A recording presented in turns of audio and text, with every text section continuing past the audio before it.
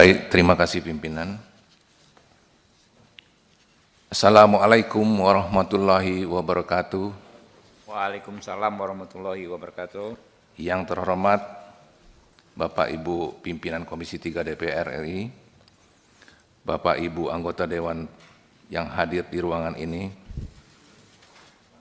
perkenalkan saya atas nama Iskandar MZ, peserta calon Dewas KPK yang mendapatkan nomor urut 10 atau terakhir pada pagi hari ini.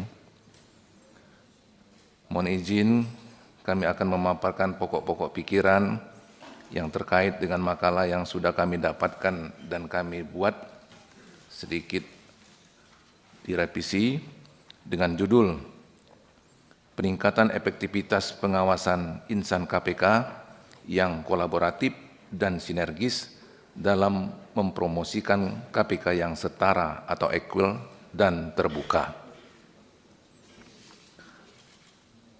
Baik Bapak Ibu sekalian, kami awali dengan menyampaikan paparan berawal dari pendahuluan bahwa pengawasan insan KPK merupakan elemen penting untuk menjaga integritas lembaga. Prinsip kesetaraan dan keterbukaan menjadi pondasi dalam pengawasan yang adil dan akuntabel. Prinsip kesetaraan mengacu pada perlakuan yang sama bagi setiap individu atau kelompok tanpa memandang perbedaan seperti jabatan, status sosial, gender, atau kepribadian lainnya. Dalam konteks pengawasan, kesetaraan berarti bahwa aturan dan mekanisme pengawasan berlaku seragam untuk semua pihak yang diawasi. Penerapannya dengan cara semua insan terlepas dari posisi atau jabatan diawasi dengan standar dan prosedur yang sama. Tidak ada perlakuan istimewa atau bias dalam menindak pelanggaran. Peluang yang setara dalam memberikan masukan pelaporan pelanggaran atau mendapatkan keadilan, tantangan yang mungkin terjadi potensi konflik kepentingan atau kurangnya transparansi dan kesenjangan pengawasan di tingkat internal. Kita melihat kondisi saat ini, kami mencoba menganalisa situasi bahwa kondisi saat ini sistem pengawasan internal KPK tentunya sudah berjalan. Namun di sana-sini kita yakin masih terdapat celah pada implementasi kesetaraan dan transparansinya. Masih adanya persepsi publik tentang pengawasan yang tidak merata di antara pegawai KPK. Tentu keterbatasan kolaborasi dengan pihak eksternal dalam mendukung pengawasan insan KPK.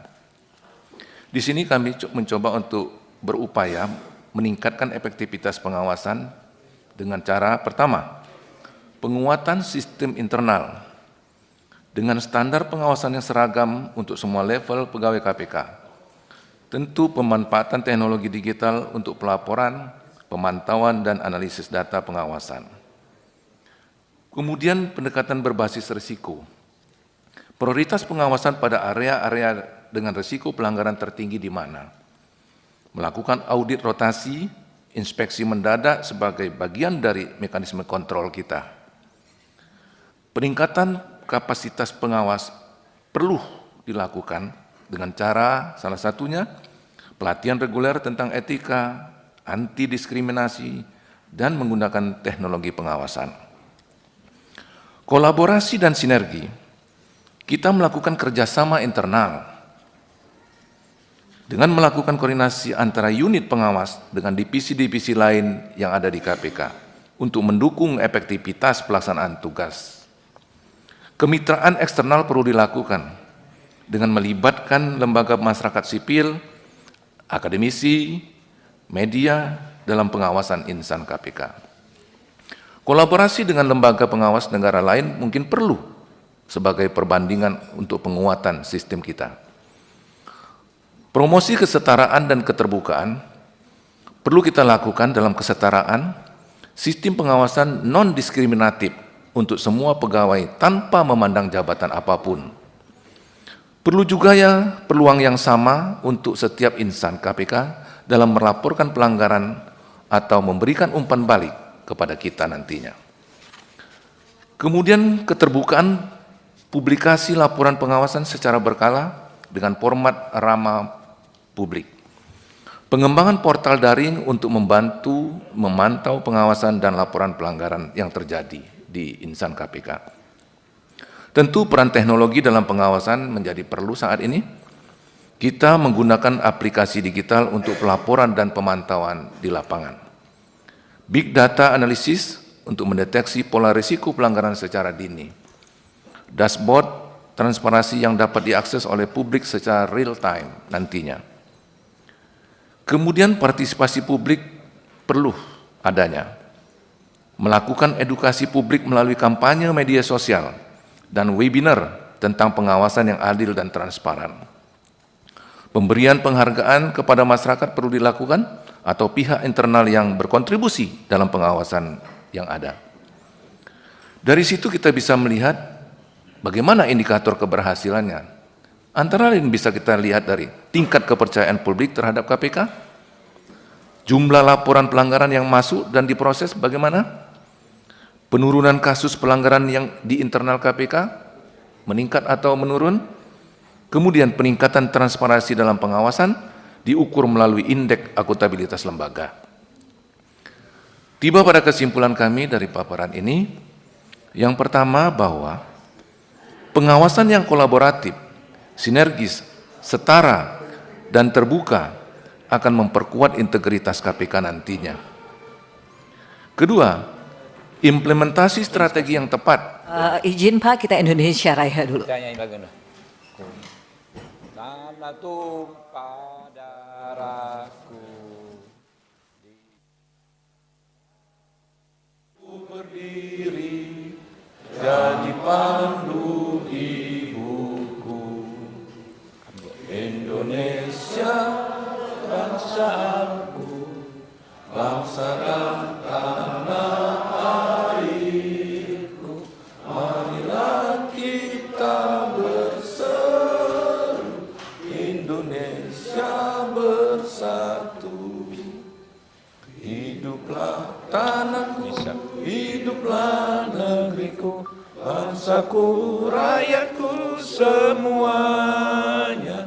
Bangunlah jiwanya, bangunlah badannya untuk Indonesia Raya.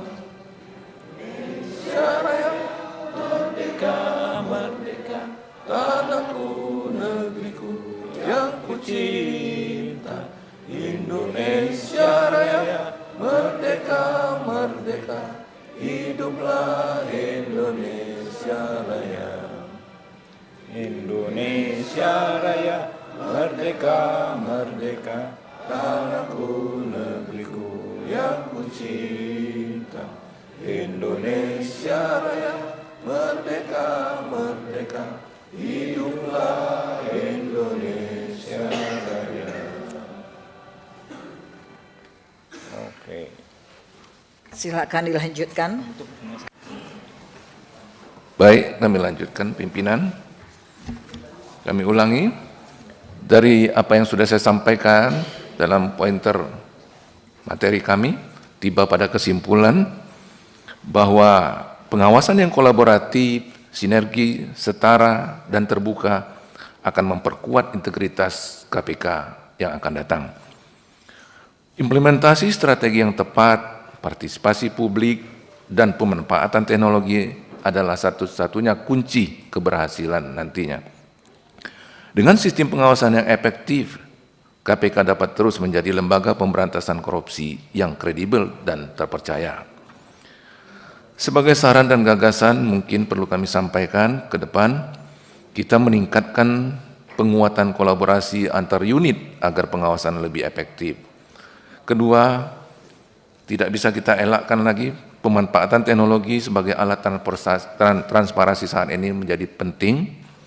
Kemudian membangun budaya kesetaraan dan keterbukaan di lingkungan kerja, pengawasan yang sinergis dan partisipatif, perlu juga ditata kembali mungkin sistem dan prosedur pengawasan KPK yang ada di insan KPK saat ini. Saya kira demikian paparan singkat saya. Lebih dan kurangnya mohon maaf, terima kasih atas perhatiannya, kami kembalikan kepada pimpinan. Baik, terima kasih Pak Iskandar. Pimpinan dan anggota Komisi 3, kita sudah mendengarkan pemaparan dari Pak Iskandar. Maka selanjutnya kita akan melakukan pendalaman, tanya jawab, sesi tanya jawab dimulai dari Partai Demokrasi Indonesia Perjuangan. Silakan Pak Gilang. Terima kasih Ibu Ketua yang paling cantik. Assalamualaikum warahmatullahi wabarakatuh. Rekan-rekan Komisi 3, Saudara Bapak Iskandar, terima kasih Pak atas pemaparannya. Ada beberapa hal yang saya tanyakan di sini. Kita tahu dalam beberapa waktu terakhir terjadi ada dinamika lah konflik antara Dewas dan juga pimpinan KPK. Apabila nanti saudara terpilih menjadi Dewas, saya ingin tahu apa hal konkret yang nantinya akan saudara lakukan agar menghindari perpecahan konflik. Menurut saya, kalaupun ada perpecahan ataupun ada konflik, mungkin di dalam ruangan tidak apa-apa. Tapi di saat di luar, haruslah kita bersatu lah. Yang kedua, saya ingin tahu, karena kita tahu Dewan Pengawas sama pimpinan adalah setara, bagaimana nanti ke depan saudara dalam melaksanakan tugas-tugas pengawasan yang ada di Dewas. Terima kasih, pimpinan. Baik, Golkar, Bapak Manghot the Dragon.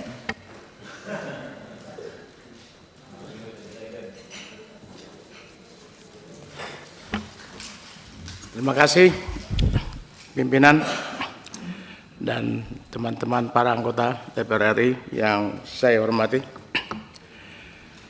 Selamat pagi. Selamat pagi. Pak Iskandar MZ. Siap. Masih saudara ya dengan Pak Zainuddin MZ?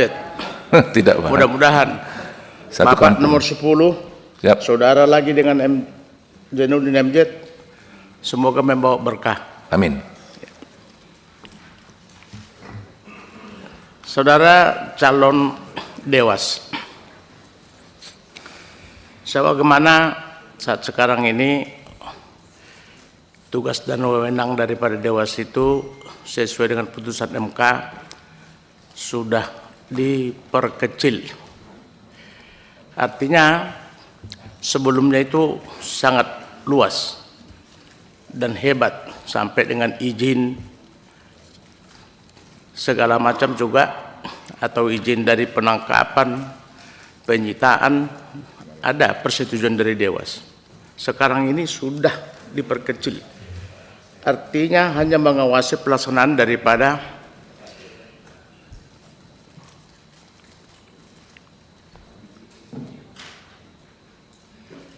tugas dan tanggung jawab yang dilakukan oleh KPK, dan juga hal-hal yang lain, yaitu melakukan evaluasi kinerja. Oleh karena itu, Dewas ini karena memang sudah kecil tugasnya dan sifatnya sebenarnya kalau kita mau melihat supaya KPK ini agak lebih bisa lebih berbuat, harusnya juga Dewas itu mempunyai preventif bagaimana mencegah, artinya sosialisasi, kerjasama dengan yang lain-lain itu memperkuat ya daripada KPK ini supaya lebih baik. Akan tetapi sekarang ini yang diutamakan preventif. Karena apa? Karena begitu ada laporan dumas dari masyarakat, barulah Dewas itu bisa melakukan tugasnya untuk memeriksa, memanggil apa yang dilakukan oleh KPK itu sendiri. Jadi fungsi daripada preventif itu tidak nampak lagi. Padahal cita-cita kita, bahkan juga saya lihat mulai sejak kemarin ya, para calon Dewas pengen berbuat bagaimana tindakan-tindakan preventif itu agak lebih dominan membangun kerjasama untuk kebaikan daripada KPK itu sendiri. Nah, oleh karena itu saya mau bertanya kepada saudara, kira-kira bagaimana pandangan saudara tentang hal ini? Ya. Yang kedua,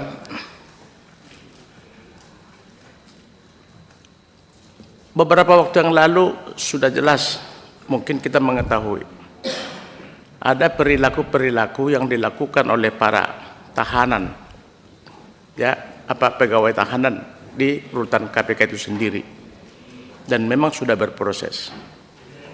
Menurut saudara calon Dewas, ini apa yang mempengaruhi terjadinya seperti itu? Apakah ke depan kira-kira langkah-langkah apa yang kira-kira konsep yang bisa saudara lakukan agar tindakan-tindakan seperti ini tidak akan terulang kembali lagi di tubuh KPK?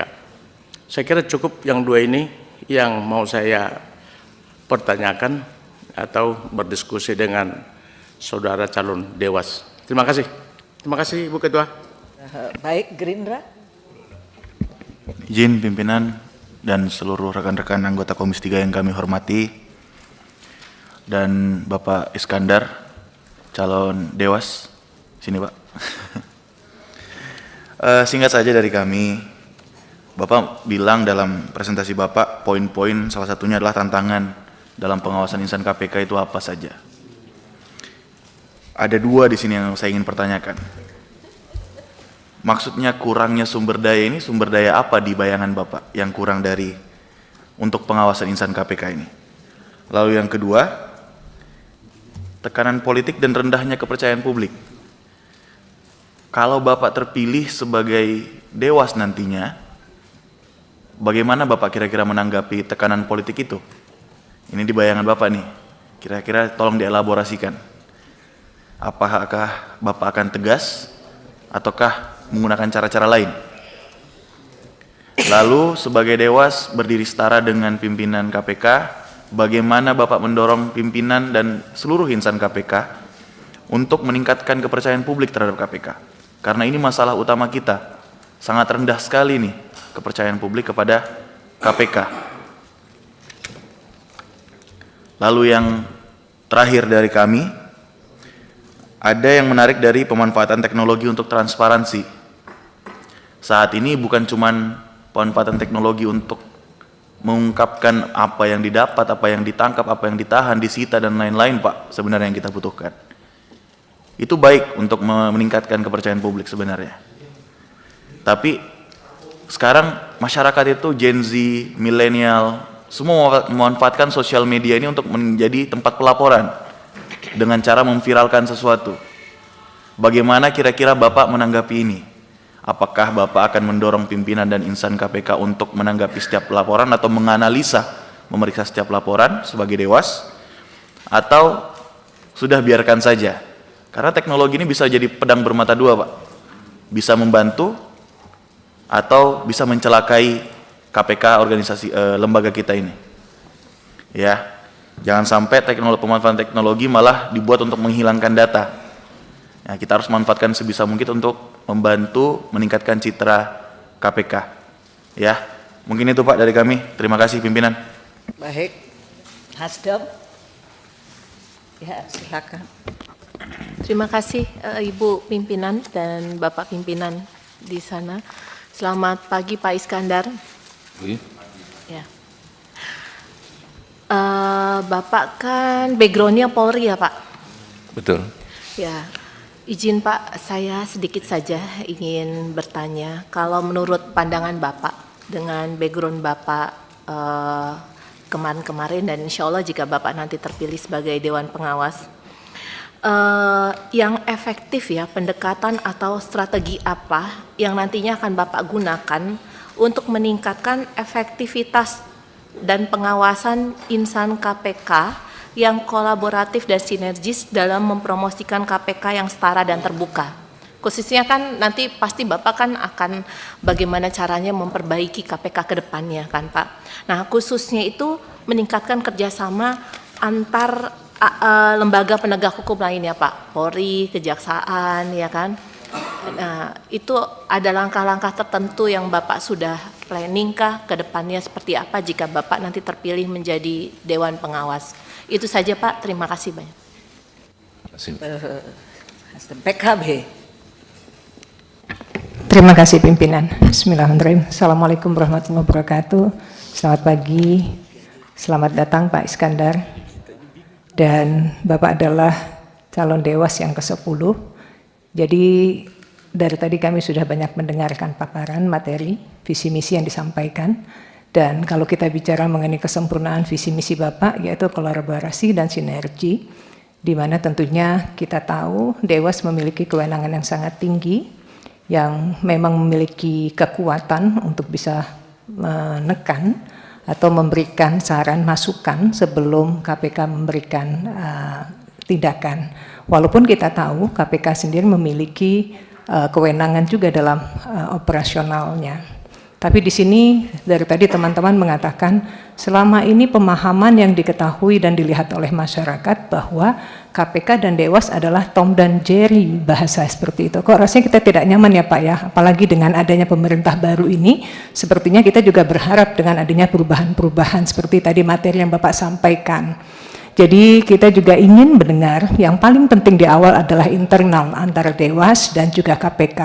Dari 10 calon Dewas ini nanti akan dipilih 5. Kami berharap Bapak salah satu yang menjadi bagian dalam itu, tetapi sebelumnya kami juga ingin mendengarkan seperti apa langkah yang akan Bapak lakukan agar judul Tom dan Jerry ini berganti menjadi Romeo dan Juliet. Jadi ada keindahan, ada keharmonisan, ada cantik kalau tadi Pak Gilang mengatakan seperti yang pimpinan kami yang sedang meliding acara kita ini. Aplaus dong buat pimpinan kami yang sangat cantik seperti harapan kita dengan judul Romeo dan Juliet. Pak, saya ingin minta itu saja. Terima kasih. Ihdinas siratal mustaqim. Wallahul muwaffiq ila aqwamit thoriq. Wassalamualaikum warahmatullahi wabarakatuh. Waalaikumsalam. PKS Romeo Nasir Jamil. Terima kasih. Aduh. Iya. Untung belum jam 11. Baik, terima kasih Ibu Ketua Rapat, pimpinan, Bapak Ibu anggota yang saya hormati, Pak Iskandar selaku calon Dewas. Terima kasih Pak Iskandar MZ. Huruf MZ itu mengingatkan saya dengan Zainuddin MZ Pak, dai sejuta umat. Pak Iskandar yang saya hormati, sekali lagi kami ucapkan terima kasih terkait dengan gagasan yang Pak Iskandar akan usung kelak ketika menjadi salah seorang anggota Dewan Pengawas KPK. Cuman dalam kesempatan ini saya ingin mendalami terkait pemanfaatan teknologi digital sebagai alat transparansi.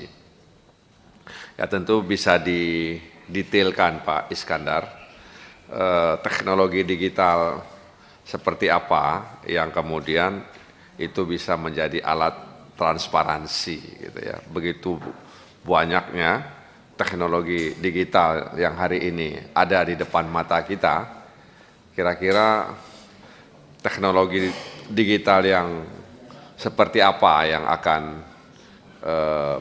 Pak Iskandar tawarkan nanti, ya, sehingga kemudian itu bisa menjadi alat transparansi. Ya. Yang kedua, kami juga ingin mendapatkan informasi tambahan terkait reformasi sistem dan prosedur maksud saya, pengawasan KPK. Nah ini karena ada kata reformasi itu Pak, yang menggelitik saya untuk bertanya, itu artinya ada sesuatu yang tidak baik ya dalam sistem dan prosedur pengawasan di KPK. Nah ini seperti apa reformasi yang Pak Iskandar akan berikan ya sehingga sistem ini dan prosedur ini efektif untuk menghadirkan pengawasan di KPK. Sebab sudah sering terjadi orang yang diawasi kadang tidak suka diawasi, Pak. Ya. Orang yang mengawasi kadang-kadang cenderung mencari-cari ya kesalahan orang yang diawasi. Itu sebabnya terjadi benturan, saling lapor dan lain sebagainya. Nah, mohon dalam kesempatan ini tolong sampaikan kepada kami reform yang Pak Iskandar maksudkan dalam paper ini. Terima kasih Ibu Ketua yang telah memimpin rapat pada pagi hari ini. Wassalamualaikum warahmatullahi wabarakatuh. Waalaikumsalam warahmatullahi wabarakatuh. Fraksi PAN, Bapak Endang again. Silakan Pak.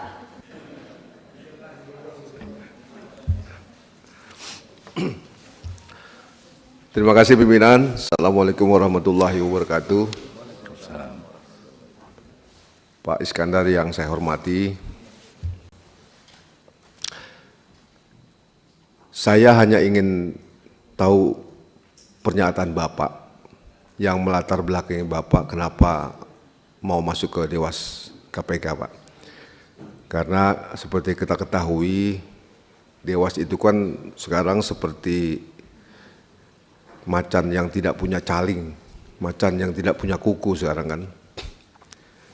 Artinya sudah kewenangannya sudah dicabut oleh MK. Dihadapkan dengan situasi saat ini, di internal KPK sendiri maupun di luar, mungkin situasinya masyarakat sudah bisa menilai kondisi KPK yang sebenarnya saat ini. Oleh sebab itu, saya ingin mengharapkan apa yang Bapak inginkan, yang Bapak akan perbuat ketika Bapak nanti terpilih menjadi Dewas KPK. Terima kasih. Assalamualaikum warahmatullahi wabarakatuh. Waalaikumsalam. Demokrat, Bapak Benhi Pahinca atau silakan Pak.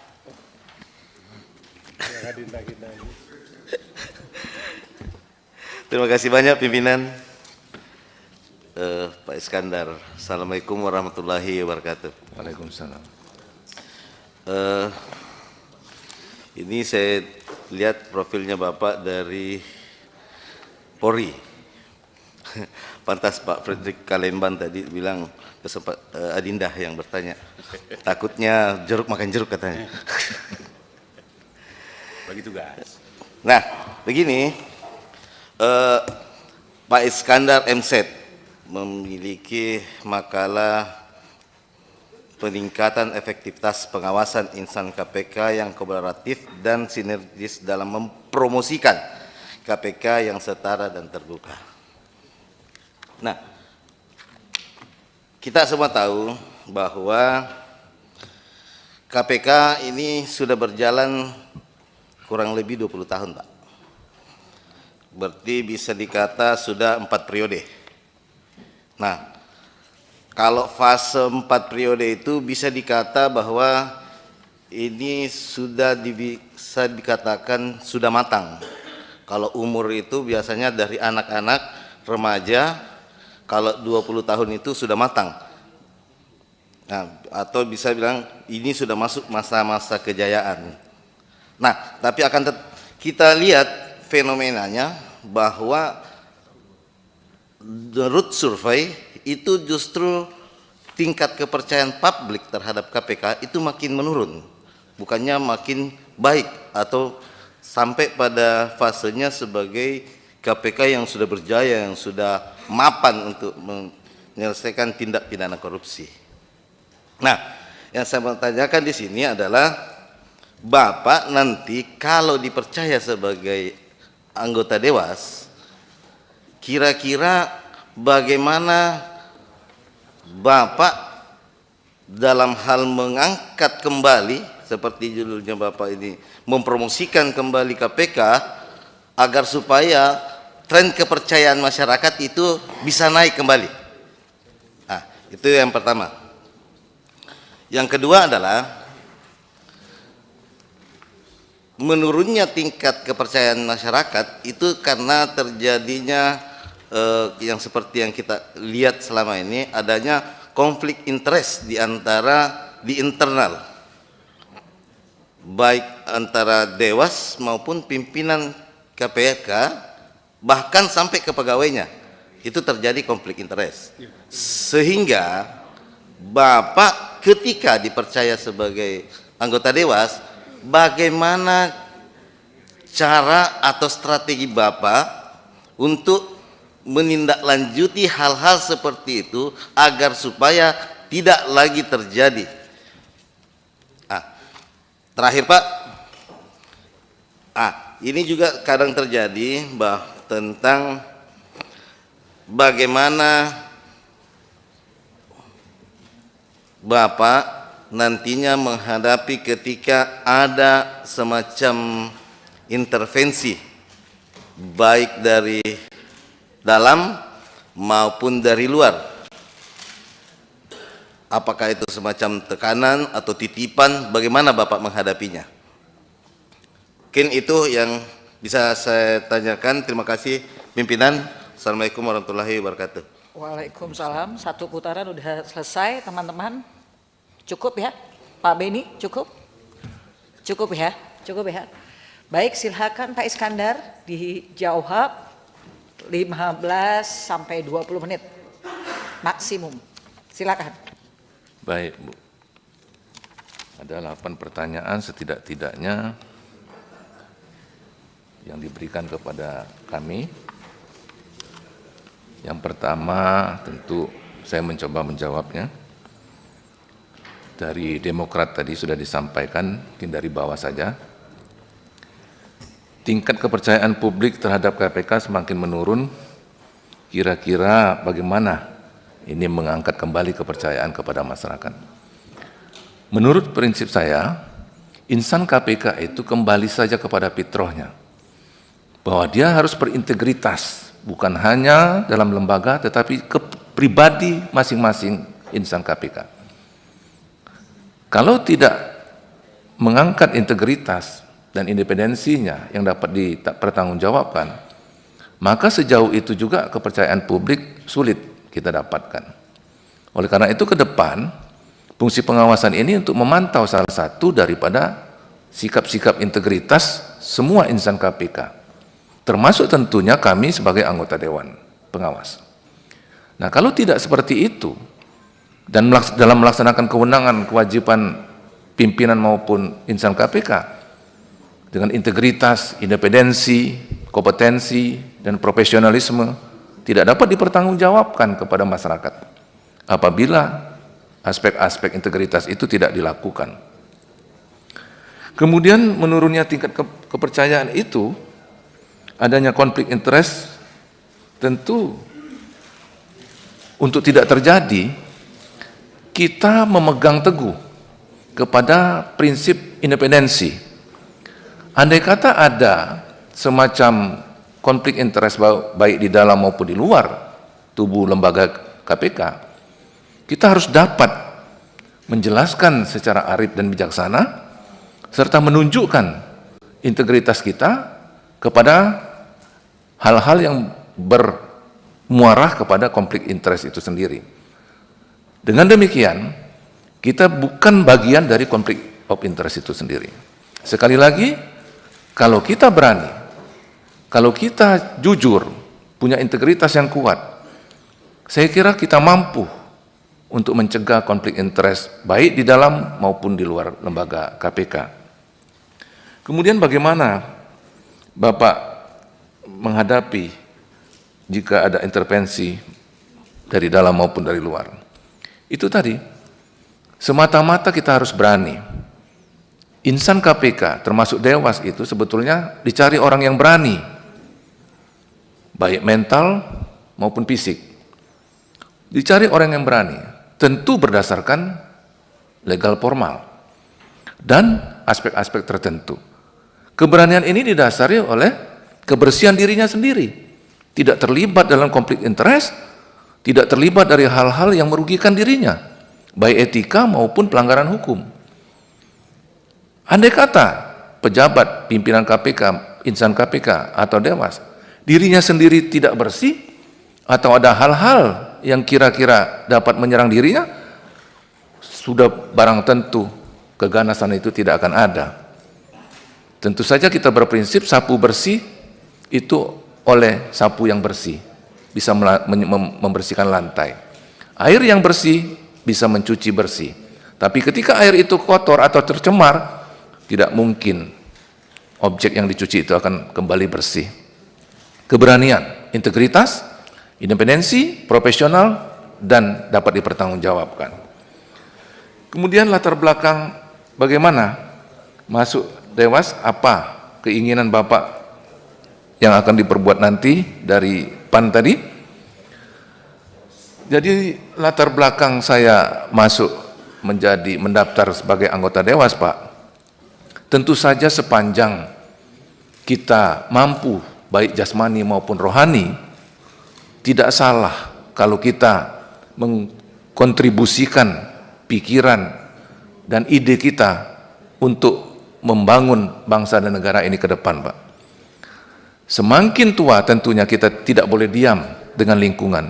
Kita mengembangkan diri, dan bagaimana peran kita, walaupun sebutir pasir di pantai, setidak-tidaknya kita mendapatkan atau berusaha untuk mengkontribusi apa yang kita bisa, khususnya melalui anggota Dewan Pengawas KPK ke depan, Pak.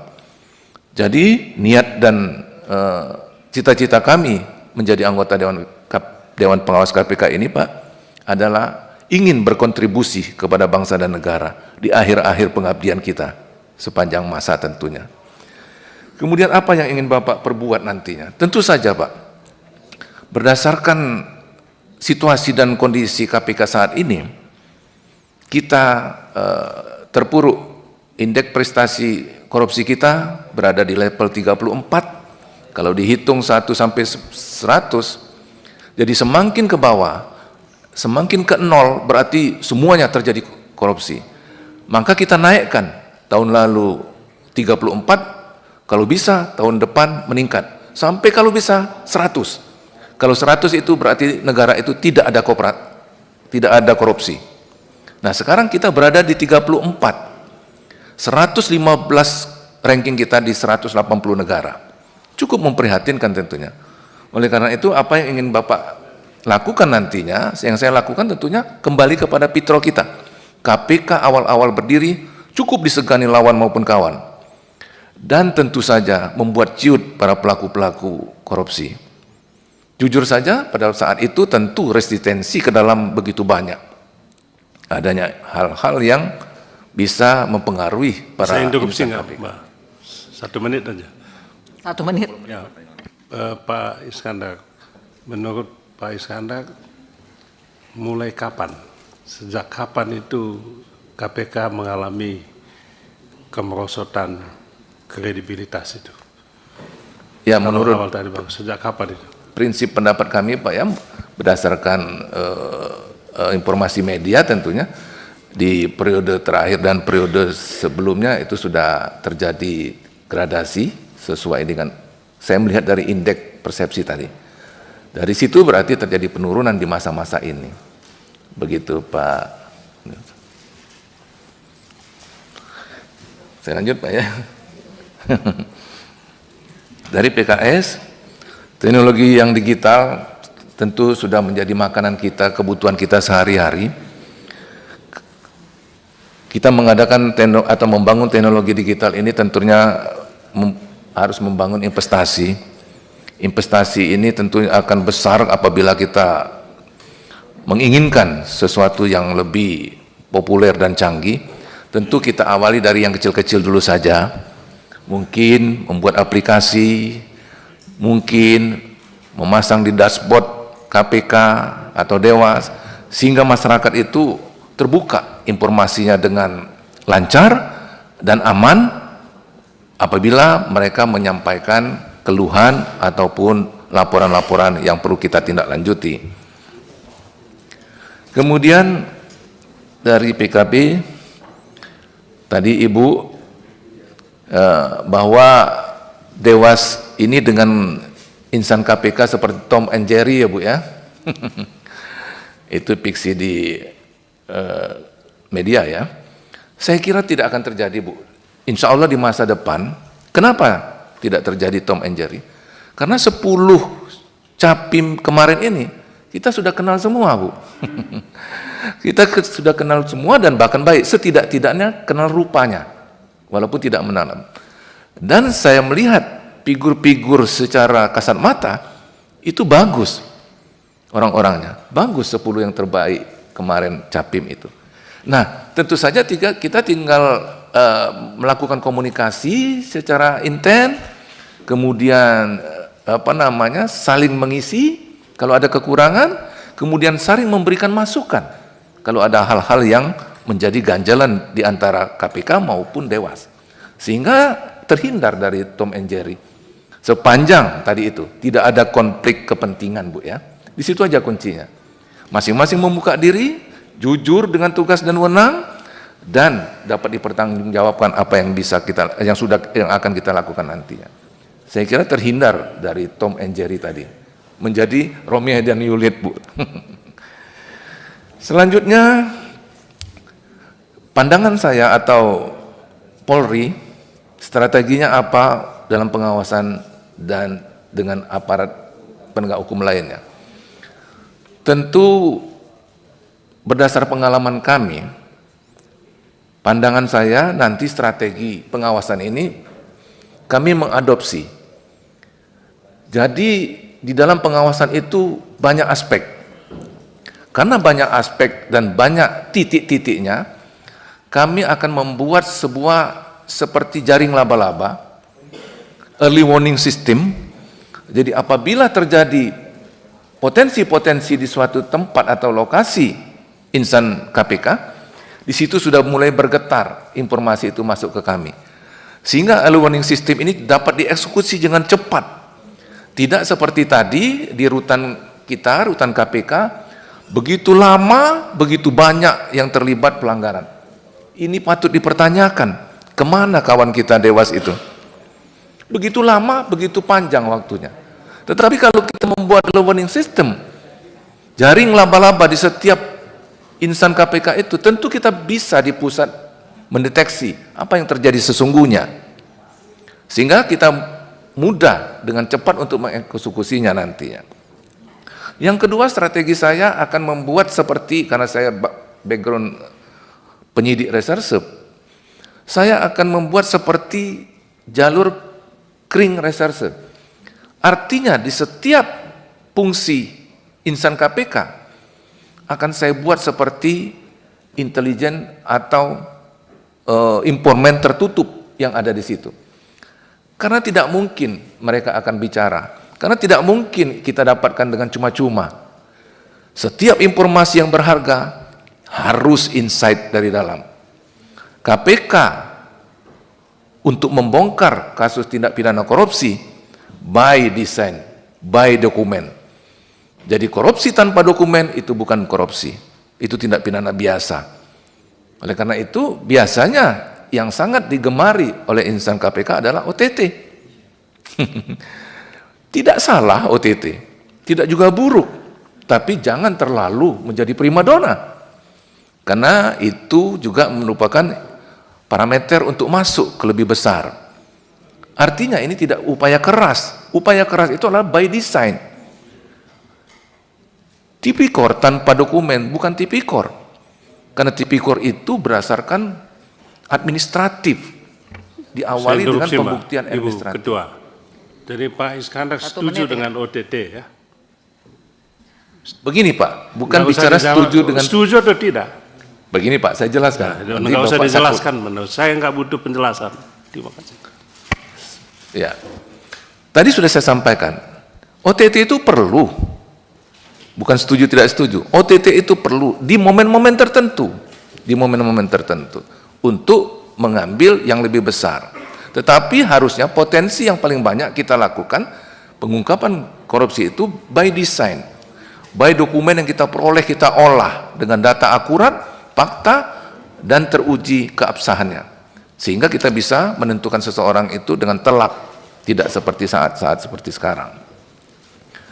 Selanjutnya, dari Gerindra, kurangnya sumber daya yang ada saat ini, tekanan politik, dan sebagainya, ya tentu saja apabila kita memandang perlu nantinya, jika kita terpilih, kita mengaudit ke dalam apa-apa saja yang kita butuhkan dalam penanganan pengawasan ini.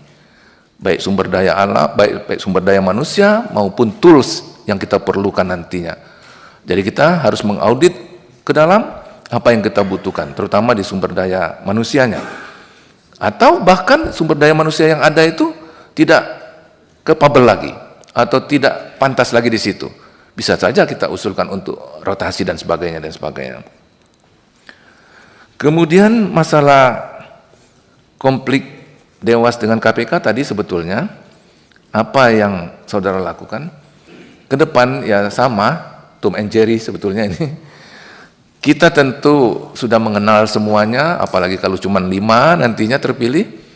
Kita komunikasi yang intens, terbuka, punya sifat jujur, dan kita bertekad untuk memberantas korupsi dengan cara-cara yang elegan dan yuridis.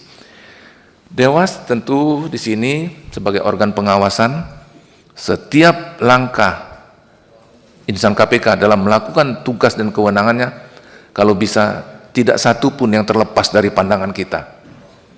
Kalau bisa tidak satu pun yang terlewat dari kita akan hal-hal yang bisa merugikan insan KPK itu sendiri. Sekali lagi, dengan tekad berani, dengan modal integritas yang teruji, independensi yang bisa dipertahankan, profesional yang bisa terlihat, dan kejujuran merupakan sifat pribadi dari insan-insan KPK termasuk anggota Dewan Pengawas yang akan datang. Saya kira itu Bu yang bisa saya sampaikan. Terima kasih. Baik. Pimpinan bisa menambahkan sedikit? Izin. Berapa? Setengah menit? Enggak bertanya, cuma saran aja. Terima kasih pimpinan. Terima kasih Pak Iskandar. Terima kasih. Pak Iskandar ini senior saya angkatan 86. Jadi Akpo juga. Dulu jadi, Pak. Sekarang enggak. Saya cuma saran saja dan Siap. tidak usah dijawab. Siap. Mengingat tugas Dewas itu sudah jelas, banyak yang mengatakan itu akan tidak bisa apa-apa gitu. Nunggu pelanggaran etik, kapan dia melanggar etik? Harus terlihat, nyata, dan bisa dikumpulkan buktinya, baru itu dianalisa, kemudian baru dikatakan, oh iya dia melanggar etik. Ya. Nah itu kapan terjadi nggak jelas juga. Saya saran aja, saran gak usah dijawab. Siap. Iskandar.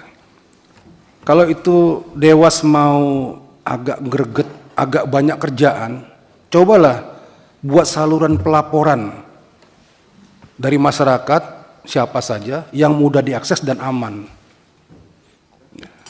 Kemudian kembangkan keberanian untuk jadi whistleblower. Itu baru Dewas pasti banyak kerjaan. Betul. Ya, terima kasih. Oke, cukup ya. Baik, sesi tanya jawab telah selesai. Selanjutnya kami minta Pak Iskandar untuk menandatangani surat pernyataan yang telah kami persiapkan. Ini Bu ya. Udah. Ini Bu. Ini. Sini ya.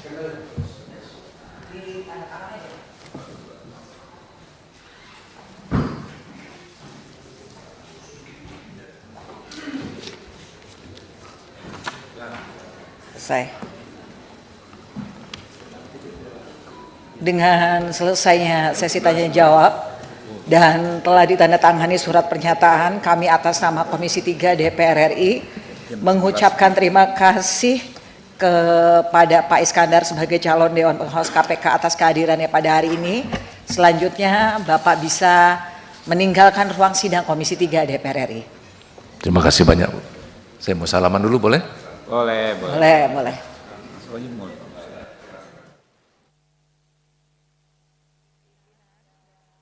Anggota Komisi 3